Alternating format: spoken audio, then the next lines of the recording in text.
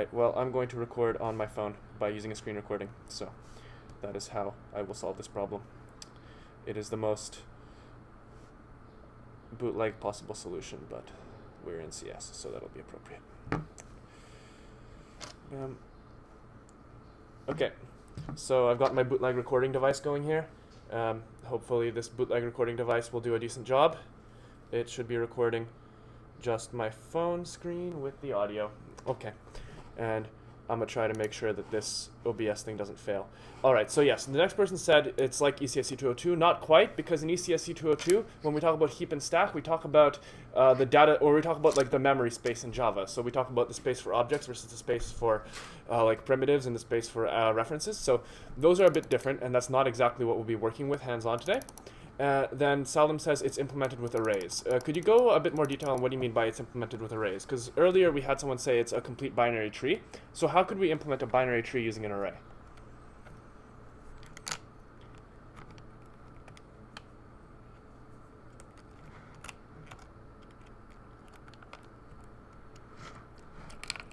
All right, well, yeah, you are right. Okay, we assign the first portion to the root. Yeah, all right. So, it is a bit of a nuanced process, but it's okay. We'll get into it, and we'll explain how exactly that all works. And as we get into it, I'll shortly move over to the slides. But before I do, are there any questions about anything, or anything anybody's wondering, like off the top of your heads? Are there anything you guys want to know?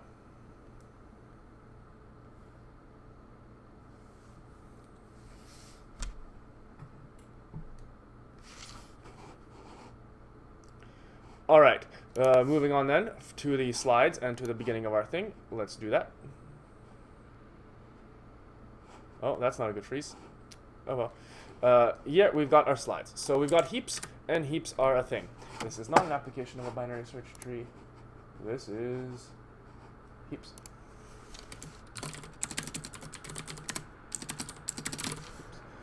All right, so the heap rule is the first thing we need to know about the heaps. So a heap is a data structure like a binary search tree. And we know the binary search tree has the rule where it goes that the root has its left child and its right child being either less than or greater than itself.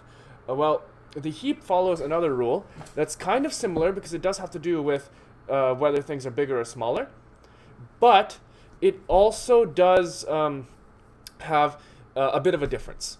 The heap rule has to do with its subtrees. So with a heap, we actually have to know that the each root of a subtree, so here we've got blue is the root of the entire tree, and then orange is the root of the subtree between orange and these two whites, and then this tan color is the root of the subtree between itself and those two, right? So these are all subtrees. The rule is that the subtree values all have to be bigger, right? So each root of each subtree must be bigger than all of the nodes below it. And that way, when we call getRoot on our tree, what happens is we actually get the biggest and or smallest element. I'm going to keep saying biggest. That's called a max heap. There's also something called a min heap, where the thing that's the smallest is at the top. The only difference between a min heap and a max heap is just the like order you put the brackets, right? So, or not like, you know, the triangle brackets for the expression there. So the actual real difference there doesn't really exist in terms of the algorithm. It's just how you put your brackets. And then, as Salim was saying, we use an array to implement this. And how exactly we use an array to implement a tree can be quite confusing. That's what really confused me about it, and I'm sure that if y'all are thinking about it in anything like the same way I was thinking about it, it's going to confuse you guys too, because it is really non-intuitive to think that we have an array which is somehow going to turn into a tree. But it's okay, we'll get into it and we'll explain the theory behind that, and maybe also why we do it in a sec. So let's do that. But before I do, are there any questions about anything on the current slide?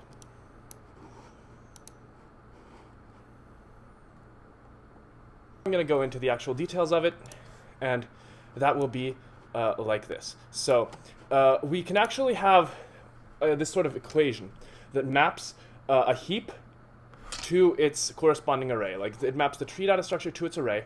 And when we talk about this heap, we're going to talk about it like it's a binary tree. We're going to say root or head. We're going to say left, right, previous, next.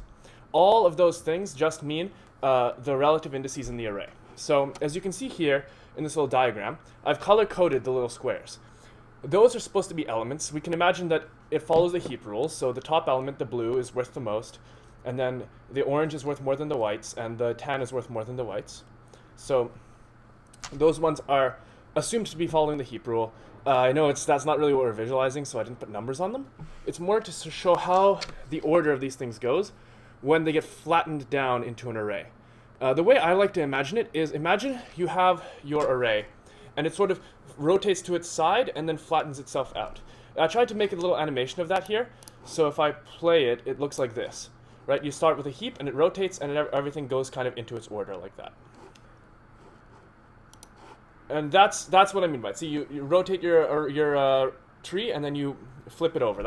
I don't know if the animation is quick for it. There should be a faster version of the animation in the recording anyways, and you could obviously play it over and over again. But that's kind of what happens when you map a tree to an array. So what's really happening is we're reading it from top to bottom, left to right. So we start with the head, then we go to the one that's next, and we go top to bottom, left to right. So kind of like if I follow the pattern here by drawing with my webcam, it starts here, then we go orange, then tan, then white, white, white, white. So you guys see how we go top to bottom, left to right, and we just say array 0 is the head, 1 is head dot left, 2 is head dot right. Are there any sort of questions, confusions? I know I was confused by it when I saw it first, how we flatten it into array. So is anybody wondering anything about how this taking a tree into an array works out?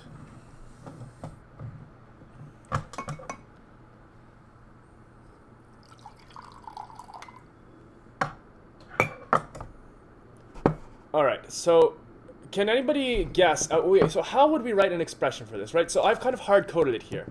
You see here, I've hard-coded this thing. I said array 0 is the head, array 1 is the head dot left, array 2 is the head dot right.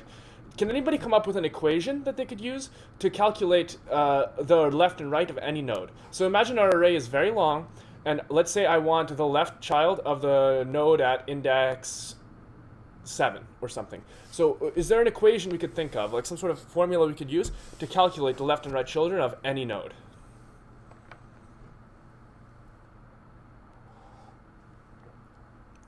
+1 left, +2 right? We could, but remember, okay, so let's think about why do trees have good time complexity. They have good time complexity because our depth, which is how tall the tree is, I guess no, our height of the tree, right? It's going to be log base 2 of how much stuff is in our tree. But that also means that as we flatten our tree, like in this little animation, the length of the array is going to get very long, while the tree might not be very tall. So we have to kind of factor in this depth of the tree to our calculation. We kind of have to take into account that as we go towards the array, we're going to multiply that by 2, the number of stuff in between each nodes. If you understand what I'm saying by that, right? So like, imagine we are taking these 4 white nodes. They take up 4 indices of the array. And then to get the next child of the white node would be that much further away from the node, because we have these 3 nodes in the array after it, if that makes sense to you. So what I mean to say is that if we just do an addition, it might not always work. Sure, it'll work for the first couple, but then later on, let's say for the orange one, or if I want the left child of the white one, it's actually after this and this. It's like, so the left child of tan, where's my camera? I want to grab my camera. The left child of tan, right? It's not going to be tan plus 1, because that's going to be this one over here. It's not going to be tan plus 2, because it's going to be this one over here. Or it's going to be tan plus 3. So we need some way to calculate these indices where we're going to be able to factor in that the taller the tree gets, the further apart the nodes are from their children. And to do this, we can just do a multiplication. So what would you guys say we could multiply by to get the left child of our node? Like, what do we multiply our index by to get the left child of a given node?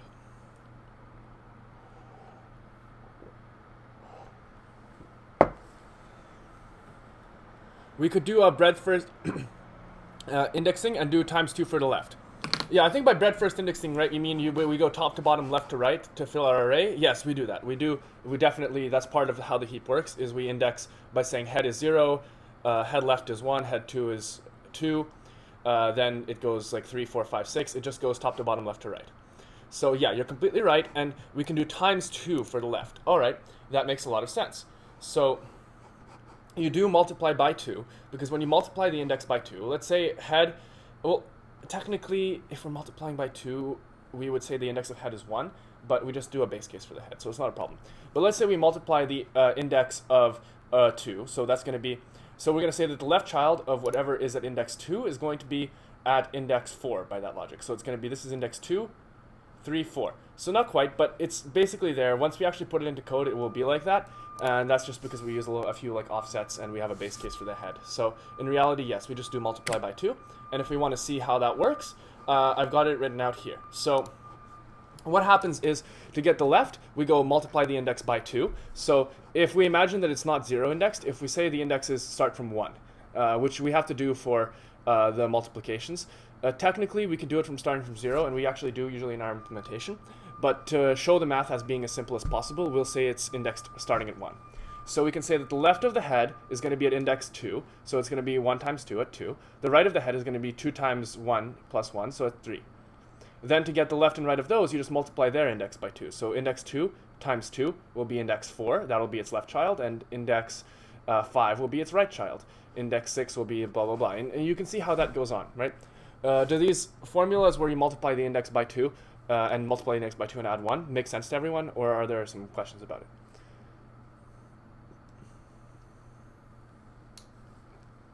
Doesn't this only work if like every node has a left and a right? Well, our heap is read from top to bottom, left to right, correct? Right? Like when we take it from the tree into a heap, we read top to bottom, left to right. So every node So it's filled will in. always be filled, right? The tree will always be complete. That's one of the properties of the heap. But that is a good point. If we couldn't just map any binary tree like this, because we might have null elements. Is the blue one index 0? Yeah, no, the blue one is index 1 right now, because with this math, I guess I may have made the slides a little bit confusing. Which I guess is something to kind of get used to in CS. What happens a lot of the time is that when we're teaching it, we take the example that is of the most simplicity. So in that case, it's where the data structure is indexed at 1. But in the real implementation, when you're doing it in Java, you want to start from index 0, because the array is indexed at 0. So here in my pseudocode, I'm pretending that the first element of an array is element 1. But then when I say array at 0, I actually mean array element at 1, because if you saw element at 1, you'd assume it's the second element. So it's kind of inconsistent notation. But when I'm talking about index multiplication, imagine that we're talking about it indexing starting at 1. So the first element, so what would in Java be the 0th index, but in my imaginary language is the index 1, is the blue. And then index 1 is the orange, and you can see how the multiplication holds. If we do 0 indexing, it will still hold, but you have to do a little bit more addition, subtraction, that kind of stuff. All right. So are there any other questions regarding these formulas, the left, right, and the previous? All right, so for the previous, you might notice that it divides by 2, and I'm not subtracting 1 ever. The reason for that is that in Java, when we divide integers, we kind of drop the decimal point, right? So if it's an odd number, and we know that all of the right children will be odd numbers, we'll simply drop the decimal point from the odd number, like when we divide it by 2, and it'll be the same as the left child or right child, right? So it doesn't matter. Why would we start from index 0? If we start from index 1, we can keep index 0 to store the number of elements. That's a good point, Salim. We could, and that would actually be great for memory, and that would be a good way to implement this. In fact, it would increase no space complexity at all. That would be a good solution.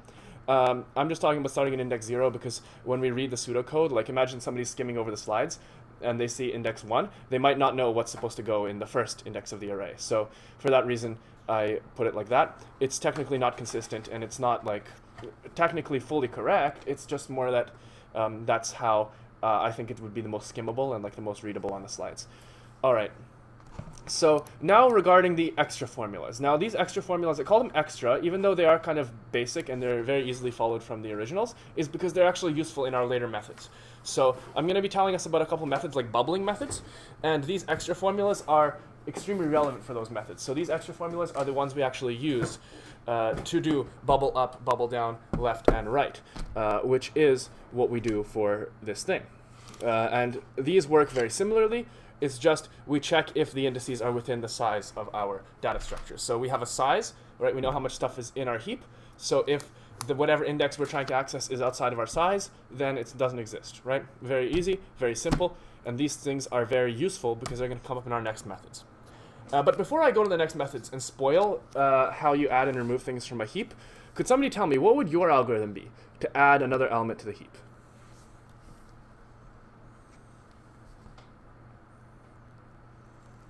Well, you don't have to make it good. We don't have to come up with something that's great. Just how would you approach this problem? If you were given, let's say, an interview question for like Google or something, and they said, your question is you have to write the add method for this heap.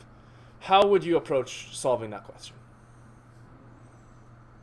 Like, what would be the first thing we'd consider? We don't have to get the solution yet. Let's just think about, like, what could we do? Like, where first would we try to add something? Start from the top and traverse in order. Okay, so can you elaborate on that? Like, what do you mean start on the from the top and traverse in order?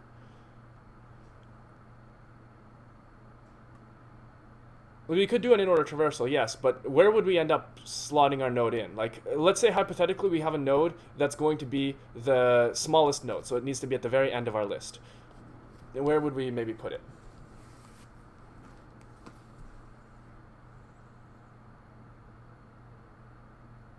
Well, I'm going to kind of spoil it a little bit, but okay, we could add the value at head.previous.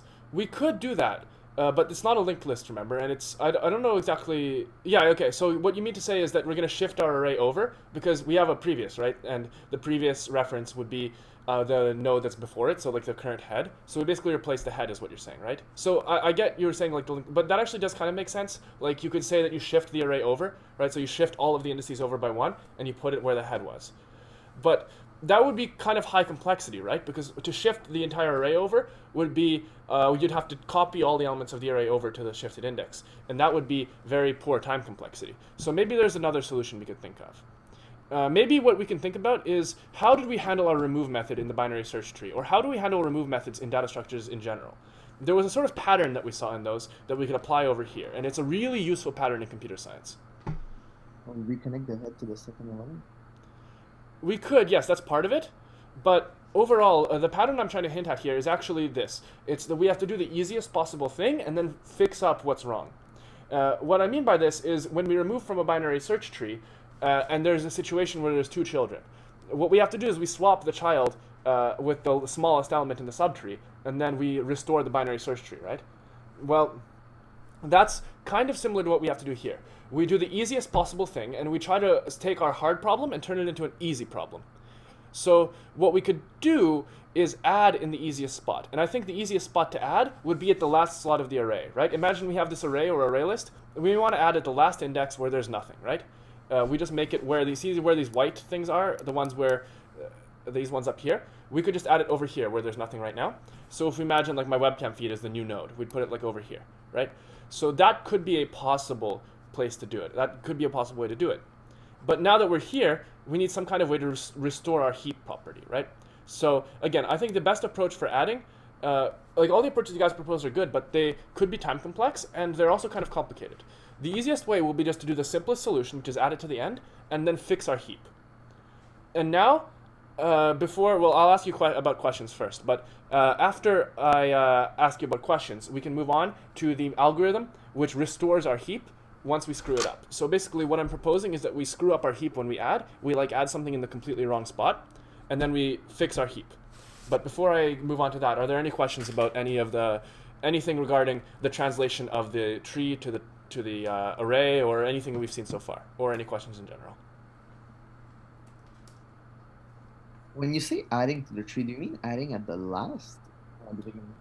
Well, good question. I actually just mean inserting something into the heap so that it follows the heap properties. So, I mean, we take a node, a new thing that we want to put in our heap, let's call it like an element, and we want to make sure that this element follows the heap property, which, if we remember from the previous slide, is that each subtree's root must be superior to all of its children. So, for example, if we're in a max heap, we have to say that at every root must have all of its children be smaller than it.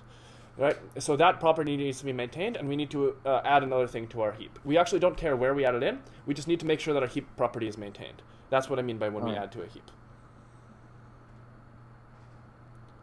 All right. Are there any further questions, or shall we move on to how we can restore our heap once we screw it up?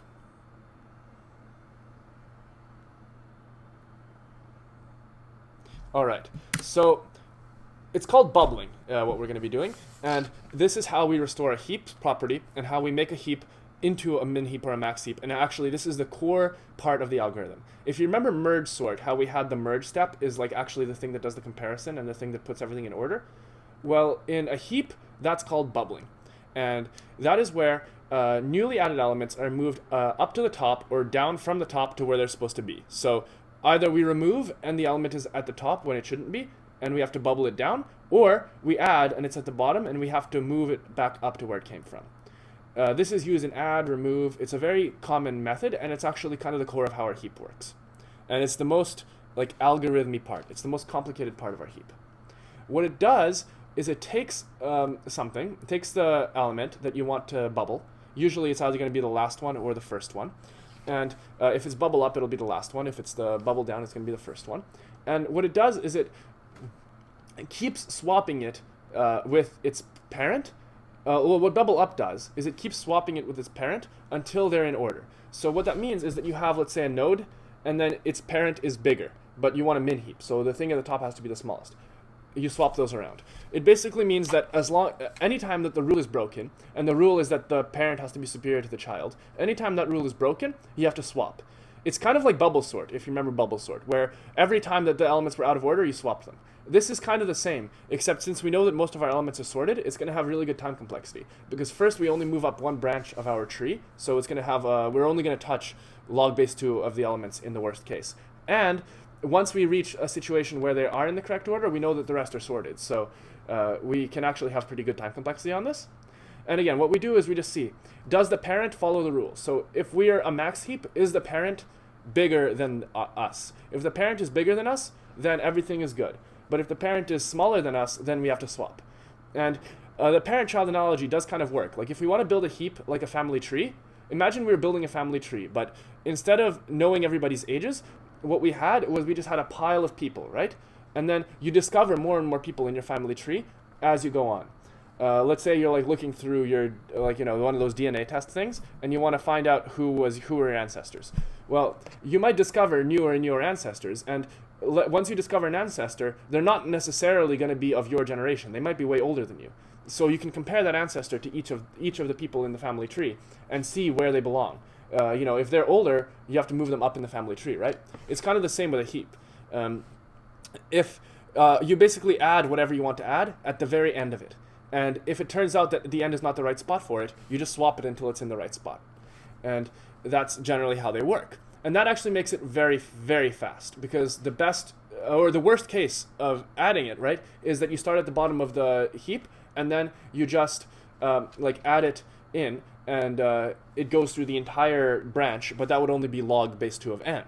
Whereas if you had to do it in like linear time, that would be much worse. So again, our worst case for adding, or for bubbling in this case, is O of log n, and all that adding is adding it to the end and bubbling it. So are there any questions about bubbling up? All right, so I'm assuming bubbling is kind of making sense to you guys, so that's great. Bubbling is one of also the more, it's like the hardest part of heaps. So we've got bubbling covered. Now we can also talk about bubbling down. Bubbling down is the same as bubbling up, except it goes in the other direction, where we go starting from the top and then going down. So here we also have to consider our left and our right. So all we really have to do is we have to take the smallest of our left and our right children, and if our current node is bigger than the smallest, smaller than the smallest, the order of the triangle bracket depends on if it's a min heap or a max heap, we just swap down. So it's the same idea as bubbling up, except here we find our smallest child and we move to that direction, right? So instead of, once we're bubbling up, we only really have one direction we can go, and that's to our parent. When we're going downwards, we have two possible directions we could go. But that's okay, because we just, of the two directions, we take the one that's smallest. Does that all make sense? And it's kind of arbitrary, honestly. Since we don't care about left and right, we don't use left and right for anything. That's a big misconception a lot of people have about heaps, because you might be used to a binary search tree where it matters what is left and what is right. In a heap, it doesn't matter what's left and right. We don't care. We have no rule about what goes on the left and what goes on the right. We only have a rule about subtrees. So it doesn't really matter what's on the left or right side, but we just choose to go to the smallest direction. All right. So that is our thing on bubbling, and also add and remove, because add and remove are as simple as putting it into some random ass spot and bubbling it by way back up. So are there any questions about any of the algorithms in a heap? This basically covers the whole data structure. and then we'll go on to implementation. So are there any conceptual questions regarding the heap at the moment? All right, so seeing as it appears there's no conceptual questions about it, let's move on to the main event, the real deal, the implementation.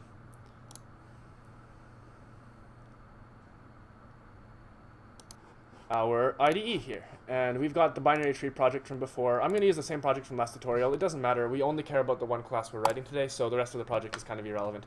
If you're following along, just create a new file. That's all we need, and I'm going to call it heap.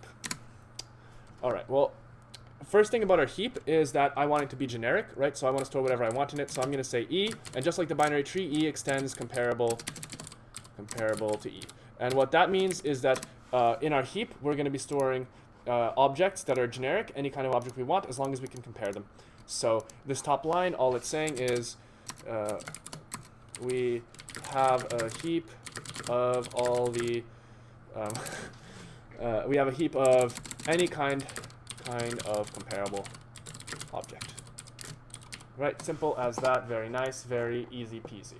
Now a couple things about our heap is, well, first we actually need an array as our data structure, so we can say E badum array is going to be our heap, and I'm not even going to put an access modifier here. We can say make it private or whatnot if you want. All right, so all up to you. That's the core part. This is actually where a heap goes. Now, like a lot of the data structures that are more advanced that we'll see, or like a very fancy array list, we actually also have our default capacity. So this is the size that this starts at. So here we use an array, so we also have a default capacity. So this is how big the array will be when it's created.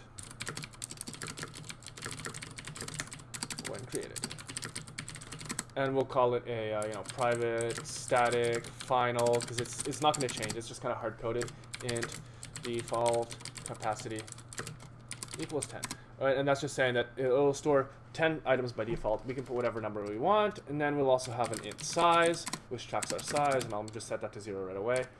And we'll have a boolean, which will determine min or max. So this one determines if it's a min heap or a max heap. Determines whether or not this is a min heap. Right, very simple stuff right now, and that's all of our fields. So again, min heap, our size, our capacity, and that's that. And now we can move on to building a constructor. So our constructor can go like this. We can say public heap, and what we'll take is just a boolean, and we'll say if it's a min heap or a max heap. Boolean min or min, and we'll say very simply, heap is equal to, and then we'll have to cast this. So this is a weird thing about generics. So we have to actually cast our generic array like this, and we'll say new comparable of default capacity. A new comparable array of size default capacity. Right, simple as that. We'll say size is 0 as well, and we'll say that min equals min. Very simple constructor, right?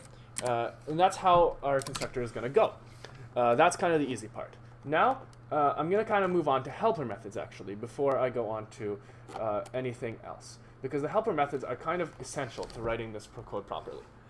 And in general, when you're writing the code, writing lots of helper methods is incredibly good practice. So I'm going to put them right here in their own place of honor. And they are very important. So the helper methods we need are going to be regarding, first off, accessing next slash prev, or I guess a left slash right slash prev. And that's going to be our first set of helper methods. Maybe I'll call it private int left index, right, to get the left index of a given index, int I. And that's going to say, this is going to return the index of whatever's to the left. So do we remember from our previous slides, what is the formula to get the left child of a given node? So from slides, formula for a left child. Yep, you're right, it is 2 times I, right? So we'll say return 2 times I. It's really that simple. So there's going to be a lot of these helper methods, but I'm telling you guys, if you're going to implement this heap on your own, do not keep writing like 2 times I in your methods. It's going to be really confusing, because when somebody else reads your code and they see, 2 times I plus 1, whatever, they're not going to understand what the heck's going on. So doing a helper method for something like left index, right index is going to be just completely invaluable to you. And it's going to help. It's going to be helpful to anybody who reads your code. So private int right index int I as well. Int I is going to get, 2 times I plus 1, right? Because it's just going to be the one next to the left index. 2 times I plus 1. And then we can also do a parent index. So private int parent index int I. Now this one is also kind of simple, but we just reverse the process of our left and right index, which for us is dividing by 2. Now again, the reason that we don't care if it's a right or a left child is that when we divide by 2 in Java, we lose the decimal point. So if it gets a 0.5 from being a right child, we just lose that 0.5 and it all works fine. So we'll just return I over 2. Very, very, very simple. Right? That's actually all of our tree methods, right? Well, not quite all of our tree methods, but a lot of them. So now we have that. We also need to have a couple check methods, right?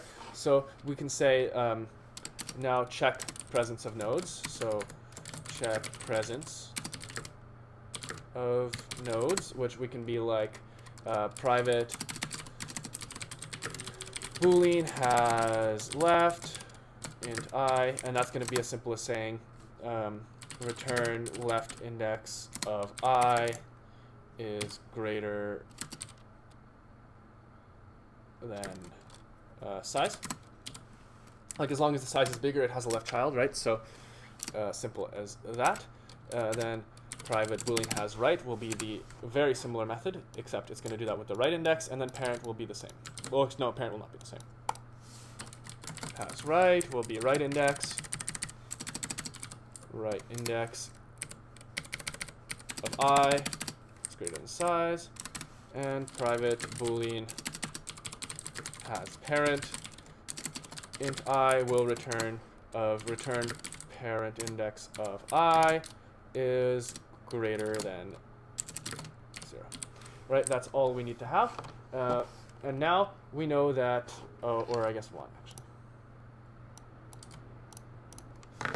Right, that's all we need to know, is that the parent exists, the left child exists, the right child exists. These are all nice, helpful methods. And now we can actually get our element access methods. So I'm going to say element access, and these simply get the nodes. So this is like saying dot left and dot right. So we can say our private e parent int I will get the parent of a certain index. So it'll say return heap at parent index of I. Right, very simple. Then to round out our helper methods, we just have one more that is very important to us, and that one more helper method for us is going to be the swap method.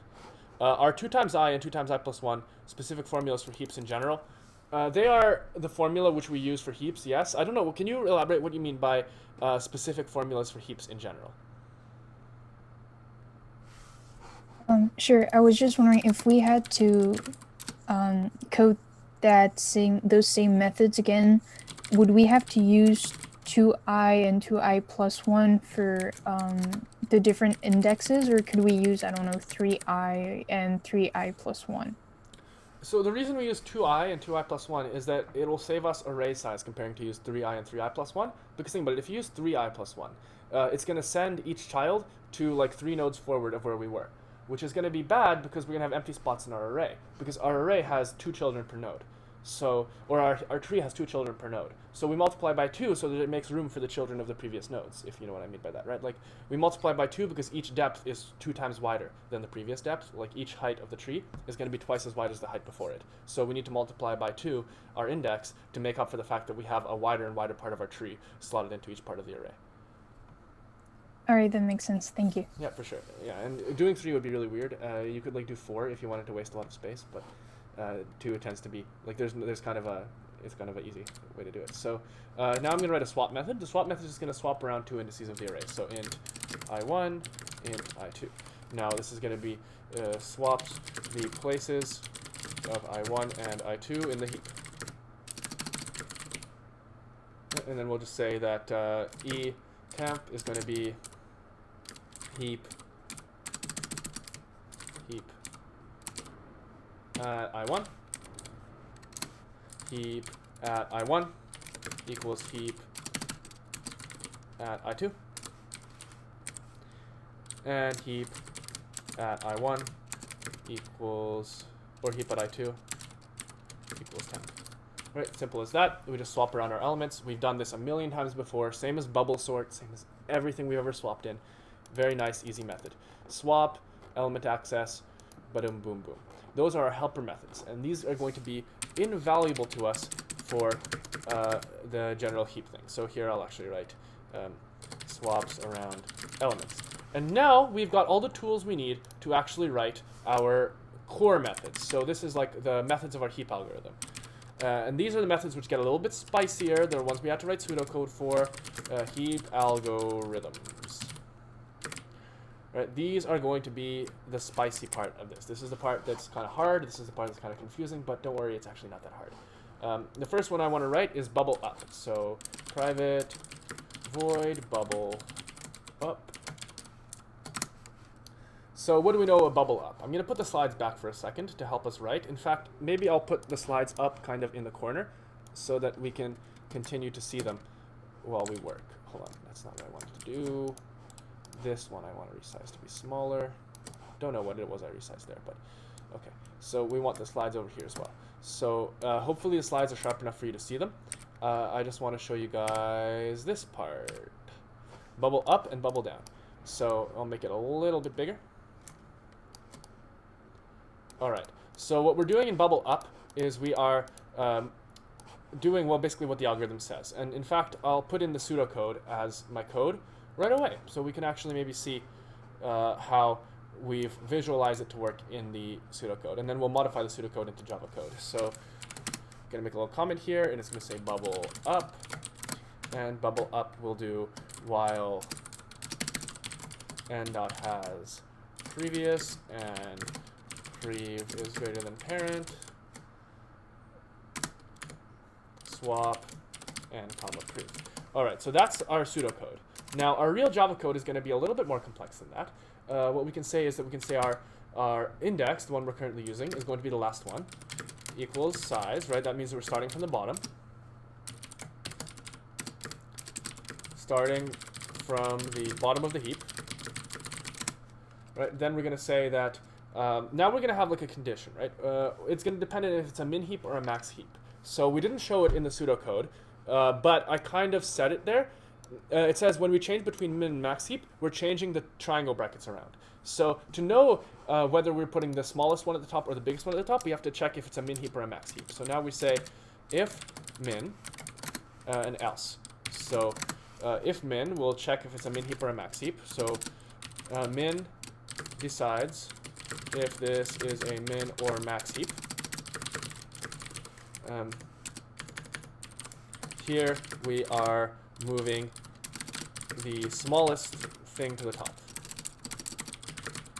To the top. So imagine if this was, heaps are often used in something called a greedy algorithm, which I went over very briefly in a previous tutorial, but they're good because you can just kind of put all your options into the heap, and let's say it's a min heap, you want to take something that's the smallest. So for example, if you are helping somebody move, and you are a bit selfish, you could say that you want to take all of the smallest items first. So you could say that you would create a min heap in your brain of all the items that are in the house, and you would go through your min heap and you'd take the smallest items first, right? Because that's what you want to do to save yourself some back pain after moving. So that's what a min heap would be, right? Smallest things at the top, smallest things easiest to access. And here we're writing bubble up for the situation that we're in a min heap. And it's actually very simple. It's very similar to the pseudocode. So it basically translates directly like this, right? So it's going to be while has a parent, the index, and the parent at index dot compare to, because it's comparable, remember, a heap at index is greater than 0, That's just saying while the rule is being broken,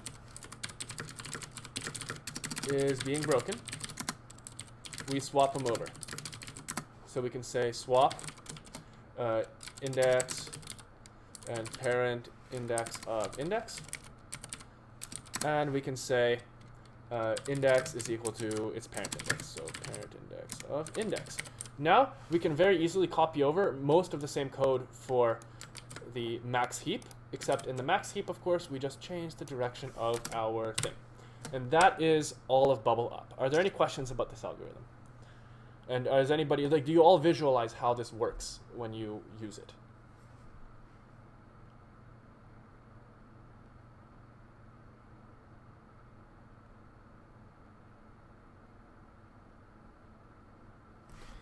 All right, I'll assume that is a tentative yes, so we can move on to bubble down. But if, of course, you have any questions now or later, Piazza is available, as is office hours and future tutorials, and later on today, whenever you'd like. Your questions are always welcome. So now we can say pub or private void bubble down, and this is kind of the more spicy of the two bubbling methods. Unfortunately, it's a little bit harder, but a lot of the starting code is the same. So I'll write down our pseudocode first before we start, so we know what we're writing. And then we can translate that pseudocode into Java once again. And translating pseudocode is also a very useful skill. You'll see it a lot in later later courses. You do it a lot in 251. You do it a lot all over the place in COMP250. Like sometimes you're writing in a new language, or you're only given the pseudocode for an algorithm, and your job is to implement it. Well, this is one of those situations. So bubble down. And my favorite strategy for implementing pseudocode is just to write the pseudocode in the comment, so I can always see it while I write. So while n dot has left, smallest equals left, if right is greater than left, right, smallest is right, now if n is greater than smallest, we swap left smallest, and then else we break. So we break. So that's our bubble down method. We say we find our smallest one, and if our smallest is going to indeed be bigger than our node, then we're in the wrong order. So this is basically just saying, like, you know, if they are in the wrong order, they will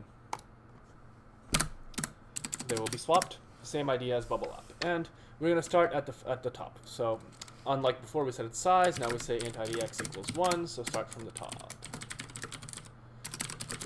And we are one indexing here. So that is that. One indexing is easier for the math. One indexing is what we do, but in the slides we said at index 0, because in Java we have 0 indexing. So if I put index 1 into the slides, people who are just skimming would think that I mean for the second element. Here we're actually not using index 0, so easy peasy. So if it's a min heap, same as above, so we have two different situations, min heap and max heap. If else, again, pretty self-explanatory hopefully. Now here's the less easy part. So while has left child, has left index.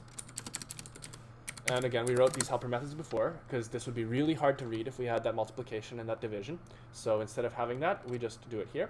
And we'll say int smallest is going to be the left index of the index. Right? Not minus, it's going to equal that. And then we'll say that if has right index and heap at left index of index dot compare to heap. This is such a, you know, I wish Java could just let you override the operator for less than or greater like you can in other languages, but they can't, so we're stuck writing dot compare to heap at right index of index is greater than 0.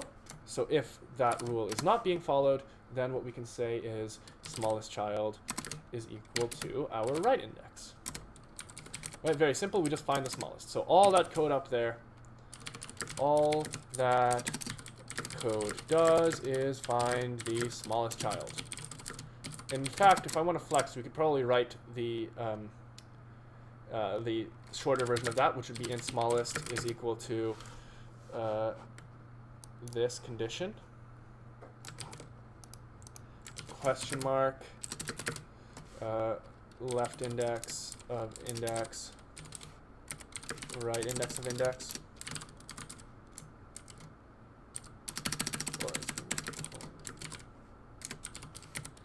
So that would be kind of a shorter way to write this. Again, those are equivalent, so I'll just write it like this because it's shorter, but this is the same as what I had before. I know this notation can confuse people sometimes, so I could do it either way. Here I'll keep it this way, and maybe in the else condition I'll do it the other way, just so that we can say they're the same. Or maybe I'll keep it, you know what, I'll keep the easier version. Well, we can also do this fancy version if you wanted to, so we can also just comment this out. And that's the proper version, but like nobody can read this, so instead I'll do it the understandable way. Okay, perfect. Now we have the smallest child. We know which child is the smallest. Now all we have to do is we have to do that same if condition. So if heap at our index dot compare to the heap at smallest child, so smallest is greater than 0. All we have to do is swap our index and our smallest child, and else we break. And then we just say index equals smallest. Okay, so what this does is it kind of traverses up our tree. So we swap them if they're out of order. If they're in order, we finish. So if they are in order, all is well, we are done. And else we swap. Or else we continue to traverse. All right, so does this make sense for everybody, the way we do it with the min heap?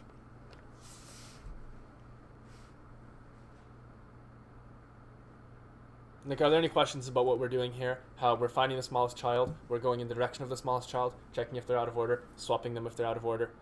Is it all making sense to everyone? Everything's clear for it?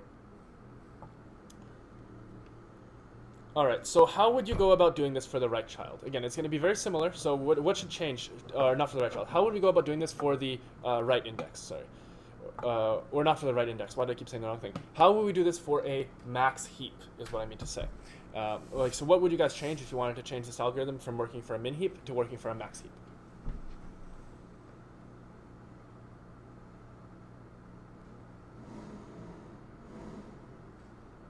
Well, again, it's very simple. Actually, all we do is we just swap the triangle brackets. So just like a sorting algorithm, if you want to sort in the opposite order, all you have to do is swap the order of those triangle brackets. So let's just not do that. Let's just do it like this. And let's do it like this. And let's do it like this. And that should be as simple as it is. We just swap those around, and then bam, bam, bam, ba-doo-ba-doo, damn. We are good to go. All right, so we've got the bubble up, we've got bubble down, we've got all our various spicy methods. So now all we really need to do is we need to say, well, we can have add, we can have remove. Or instead of remove, we'll call it pop because we want to treat this like a queue or like a stack. Since basically the way we iterate through these usually is well, actually, wait, before I do that, we want to be able to resize it, so let's just do that really quick. Private resize. And this is going to be very simple. I'm just going to say return arrays dot copy of. So I'm importing arrays right now. In assignments, you usually won't be able to do this, but I think we'd provide you this method, so it's not a problem. Length plus default capacity. So this just increases capacity when we fill it up.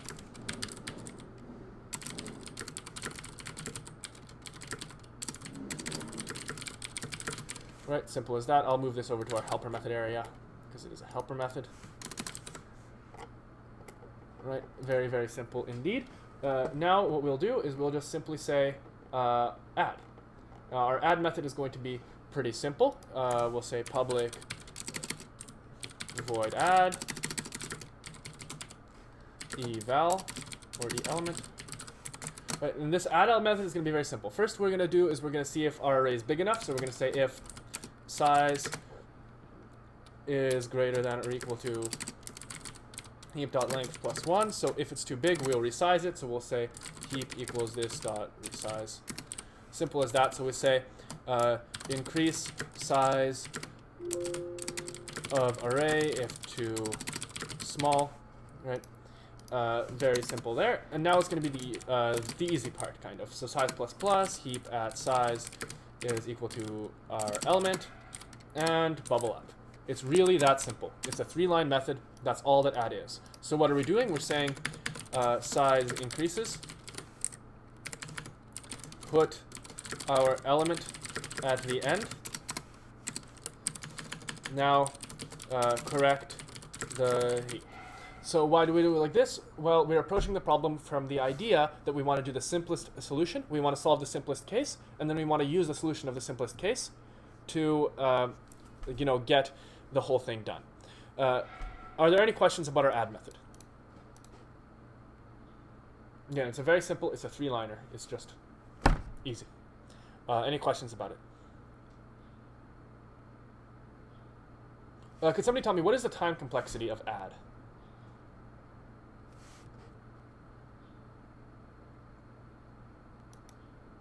Again, time complexity of the add method. What do you guys think? Log n. Could you explain why is this log n of the time complexity? Like, what steps would be log n? Or justify O1? Like, could those who answered, would you like to come up and justify your respective answers? Or duke it out between the two, and we'll see who is right. But yeah, anybody, why not explain O of 1 maybe? So like, I know Dan, you say O of 1. So would you say why it would be? I actually go ahead. I actually didn't see the resize function. I thought it was only a if statement, but now that I'm seeing the if, I'm actually going for the log as well. Okay, so you suggest that the resize is what causes it to be of log n. I think so. I mean, I never really dealt with log before, so I don't think I should probably let the other person who said log to explain, because I'm not really sure I have the right reasons. No, that's no problem. Well, that's why we're here. So I'll explain a bit of like the theory of why something might be log, and then maybe I'll let him explain why this one might be log n. So the reason that something is a log time complexity actually is apparent from the way that we draw our data structure, or the way that it looks visually as a tree. So if I go to the slide here, you see how the tree, at every depth, we get twice as wide. What I mean by this is that when we are at the head, we have a width of 1, right? And then it gets 2 wide when it's at the next level, and 4 wide when it's the next level, right?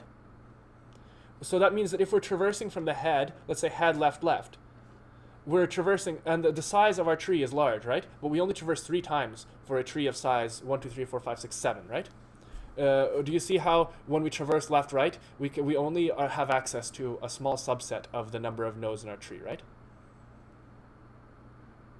Right, that makes sense. So the mathematical expression of that is that since the number of nodes in our tree at each height will be 2 to the height, right? So at height 0 here, which will be the head, we have 2 to the 1, or 2 to the 0, which is 1 element. And then at 2 to the 1, it's 2 elements. 2 to the 2, it's 4 elements. 2 to the 3 is going to be 8 elements. You see how the taller our tree is, each depth of the tree, which when it's a complete tree, like a heap, is going to be 2 to the number of 2 to the height will be the number of elements at each level of the tree. And the inverse of that is the log. So when we say we have n elements in our tree, the maximum depth will be the log of the number of elements in the tree, because the number of elements in the tree will be proportional to 2 to the height of the tree. Does that make sense? Yeah, so you're basically re-engineering the power, like just using log, if that makes sense. Yeah, you're rearranging I don't think Okay, all right. So, yeah, that makes sense then. Yeah, we know that the inverse of the power operator is the log operator. So if we want the inverse of x to the power of 2, that will be log base 2 of x, right? So that would be y. And now, Salim, you say the worst case would be traverse down the leaf. Could you elaborate on that? Oh, sorry, I meant like traverse up. For example, if we have the new element is the smallest one and we have a min tree, then we have to traverse from the leaf up to the root while bubbling up. So that would take something on the order of log n. Perfect, yeah, you're exactly right. And the reason for that, again, is that the height of our tree is proportional to the log of the number of elements, and that should all make sense to you guys, right? So you can see, like, in practice how it's going to be a log-based time complexity. Now, you were all correct, But I am going to say that if I'm being completely strict about it, this is O of n, because when we resize, it's O of n. But this should very rarely happen, so this step is O of n, because we copy the whole array. Copy the whole array. But don't worry about it. The reason I say don't worry about it is that every scholar, everybody who studies heaps will tell you this is a log n method, and although our implementation is O of n, because we have to copy our array over, technically, if you were running this, let's say, on a computer that was designed to only do heaps, you could just use the next piece of the memory and hope that nothing is there, and that would be log n. That's not great, but oh well. Right, so if you're in a programming language or you're in a situation where you can grow the size of your array, which I don't even know if that exists, but theoretically if you were in that, then this could be truly O of log n, but technically sometimes it will have to resize the array, which can take a longer time. So, oof, unfortunate, but such is life sometimes. But really, everything else is going to be log n as you suggested. So, this step is O of n. Now, from this point on, it's O of log underscore 2 of n. Right, so that should all make sense to you guys, hopefully. Now I'm going to give us one final method for the tree, and then I'll do a very, very quick test of it, and then we should be able to move on. And next time we'll do applications of the tree, maybe some speed testing, comparison to a binary search tree. But before that, we'll just create a pop method, so public epop, and that's going to, get and remove our element. Yeah. So what we'll do is we'll say that our e output is equal to our heap at 1. We'll say that we will swap our output and our size, or swap our swap 1 and our size. So we move our element to the bottom, so we can kill it. Right, and then we'll say heap at size is equal to null. So we just destroy our poor little thing. And then we'll say size minus minus, and bubble down. Then return. Right, very simple indeed. So yeah, we swap those around. Swap whatever. Okay, so as always, my mistake was super dumb. So for these size checks, I just did them wrong because I didn't say equal to, so it should be greater than equal to, greater than equal to. And it has parent, it shouldn't be the parent index of it, that's silly. It should just be return I is greater than 1, right? Because as long as it's not the head, it has a parent. As long as not head has a parent. Right, silly me. Alright, those were my mistakes, and if I actually rerun it like this, it works. Alright, that's that, guys. Sorry about that typo there. Silliness. Alright, thank you very much. Bye-bye.